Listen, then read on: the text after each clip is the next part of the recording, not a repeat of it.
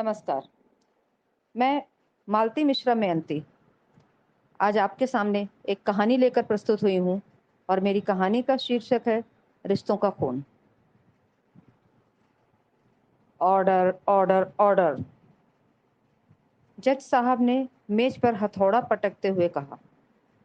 जज साहब की आवाज सुनकर लोगों की भीड़ से खचाखच भरे हुए अदालत के कमरे में अचानक सन्नाटा छा गया। आज अदालत में ऐसा केस आया था जो बेटियों की गरिमा पर कलंक था, जिसने माँ बेटी के रिश्ते को कलंकित कर दिया था। रवि और किशोर दोनों भाइयों ने अपनी छोटी बहन दीक्षा पर मुकदमा किया था कि उसने अपनी माँ को किडनैप करके कहीं बंधक बनाकर रखा है और अब वह माँ के नकली या फिर जबरन हस्ताक्षर लेकर उनकी पुश्तैनी हवेली हथियाना चाहती है। माँ अपनी हवेली तीनों बच्चों के नाम करना चाहती थी, पर यह भनक लगते ही दीक्षा उन्हें बहाने से अपने घर ले गई और तब से उन्हें कहीं ऐसी जगह बंधक बना कर रखा है जिसके विषय में वे दोनों नहीं जानते। लिहाजा कोर्ट के समन पर आज दीक्षा कोर्ट में हाजिर हुई है। उसे देखते ही वहां मौजूद हर व्यक्ति उसे न जाने क्या क्या कह रहा है। मैं गीता पर हाथ रखकर कसम खाती हूँ कि जो कुछ भी कहूंगी सच कहूंगी, सच के सिवा कुछ न कहूंगी। दीक्षा ने कटघरे में खड़े होकर गीता पर हाथ रखकर कसम खाई। श्रीमती दीक्षा जी, क्या यह सत्य है कि आप रवि और किशोर जी की इकलौती बहन हैं और आपकी माता जी अपनी हवेली में तीनों को बराबर का हिस्सेदार बनाना चाहती थी? जी सत्य है। फिर आपने उन्हें किडनैप क्यों किया? भाइयों के वकील ने कहा। मैंने उन्हें किडनैप नहीं किया, वो अपनी मर्जी से मेरे साथ आई हैं। यदि अपनी मर्जी से गई हैं तो आप उन्हें उनके बेटों से मिलने क्यों नहीं देती? क्योंकि वो खुद मिलना नहीं चाहती। आप झूठ बोल रही हैं। आपके दोनों भाइयों का कहना है कि जब आपको पता चला कि आपकी माँ अपनी वसीयत में आप तीनों को बराबर का हकदार बनाने वाली थी, तो आपने बहाने से उन्हें अपने घर बुलाया और उन्हें वहीं बंधक बना लिया। तब से आपने उन्हें किसी से मिलने नहीं दिया। कोई नहीं जानता कि वो अब कैसी हैं, जीवित भी हैं या नहीं। और अब आपने उनके नाम से अपने भाइयों को हवेली खाली करने के लिए नोटिस भेजा है। बताइए, क्या यह सच है? यह सरासर झूठ है जज साहब। आपके पास अपनी बात को सही साबित करने के लिए कोई सबूत है? वकील ने कहा। जी हाँ, मेरी माँ है वो सबूत, दीक्षा बोली। अदालत में फिर से खुसफुसाहट शुरू हो गई। सभी एक दूसरे का मुंह देखने लगे। भाइयों के चेहरों के रंग उड़ गए। दोनों एक दूसरे को ऐसे देखने लगे जैसे आंखों ही आंखों में कुछ बातें की और किशोर उठकर बाहर जाने लगा। तभी दीक्षा बोल पड़ी। कहाँ जा रहे हैं दादा? माँ बाहर नहीं मिलेंगी आपको। किशोर की जैसे चोरी पकड़ी गई हो। वह बिना कुछ बोले झेप कर वहीं बैठ गया। हाँ तो मिसेस दीक्षा, आप कह रही थी कि आपकी माँ सबूत हैं, तो बताइए, कहाँ है आपकी माँ? वकील का ध्यान किशोर की ओर देखकर जज ने पूछा। जज साहब, वो यहीं इसी अदालत में है। आपकी अनुमति हो तो मैं उन्हें यहाँ लाना चाहूंगी, दीक्षा बोली। उसकी बात सुनते ही अदालत में मौजूद सभी दर्शक एक दूसरे को ऐसे देखने लगे जैसे पहचानने की कोशिश कर रहे हों। अनुमति है, जज ने कहा। दीक्षा कटघरे से निकलकर दर्शक दीर्घा की अंतिम पंक्ति में पहुंची।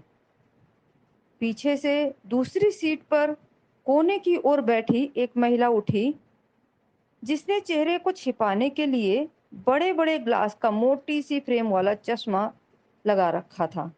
तथा साड़ी का पल्लू आधे कपाल तक ऐसे लटका हुआ था जिससे कोई पहली ही नजर में आसानी से उन्हें पहचान नहीं सकता था। वह वहां से निकलकर धीरे धीरे बाहर आईं और कटघरे की ओर बढ़ी। जज साहब, मैं जो भी कहूंगी सच कहूंगी। मैं शारदा देवी, रवि किशोर और दीक्षा की माँ हूँ। मुझे मेरी बेटी ने किडनैप नहीं किया, बल्कि मैं अपने बेटों से अपनी जान बचाकर भागी हूँ। Order, order! अचानक उठे लोगों के शोर को चुप कराते हुए जज ने कहा, ये आप क्या कह रही हैं? पूरी बात बताइए। जज साहब, हमारी पुश्तैनी हवेली हमारे पूर्वजों की धरोहर है। मेरे बाद मेरे बच्चे ही इसके वारिस होते, लेकिन मेरे बेटों के मन में लालच आ गया और ये उस हवेली को किसी बिल्डर को बेचना चाहते थे। जब मैं दस्तखत के लिए तैयार नहीं हुई तो इन्होंने मुझे कोई दवा देनी शुरू कर दी, जिससे मैं बीमार रहने लगी। कभी कभी तो मेरे हाथ पैर बेजान से हो जाते। अदालत में इतना सन्नाटा छाया हुआ था कि सुई गिरने की आवाज भी सुनाई दे जाती। आपको कैसे पता चला कि आपके साथ जो भी हो रहा है वो दवा के कारण हो रहा है? वकील ने कहा। एक दिन मैं सो रही थी और रवि मुझे जगा रहा था, पर मैं हिल नहीं पा रही थी, लेकिन सब सुन सकती थी।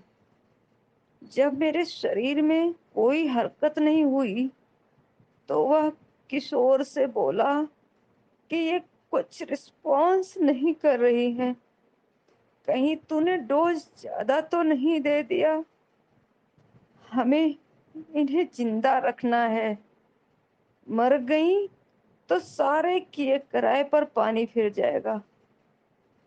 जज साहब, मैं हिल नहीं पा रही थी, पर उस समय मेरी आत्मा रो रही थी। मेरी परवरिश पर मुझे धिक्कार रही थी। उसके बाद जब मैं थोड़ी ठीक हुई तो मैंने खाना पीना छोड़ दिया ताकि ये मुझे कोई दवा ना दे सके, और मौका पाकर मैंने अपनी बेटी को फोन किया और सब कुछ बता दिया। वो आई और मुझे डॉक्टर को दिखाने के बहाने अपने साथ ले गई। तब से मेरा इलाज चल रहा है। जज साहब, जिस हवेली के कारण मेरे बेटों ने रिश्तों का खून कर दिया, अब मैंने उस हवेली से इन्हें बेदखल करके उसमें वृद्धाश्रम बनवाने का फैसला लिया है। रवि और किशन को मानो काटो तो खून नहीं। उन्हें कहाँ पता था कि माँ को सब कुछ पता है। नहीं तो रिश्तों का खून करके वो स्वयं अदालत तक आने की भूल न करते। धन्यवाद।